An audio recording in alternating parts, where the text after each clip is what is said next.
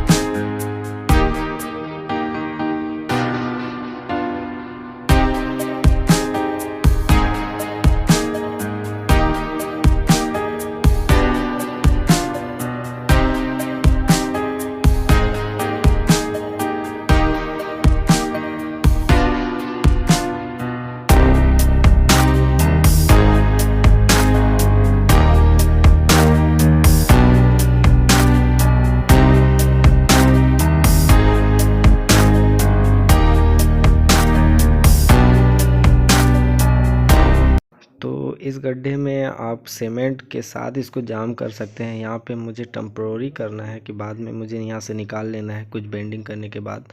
तो अगर आप परमानेंट करना चाहते हैं तो यहाँ पे आपको सीमेंट डाल देना है, सीमेंट के साथ इसको बना करके पूरा, ताकि ये फिक्स हो जाए। तो इस टाइप से आपको यहाँ पे करना है। तो चलिए हम लोग फटाफट डाल देते हैं।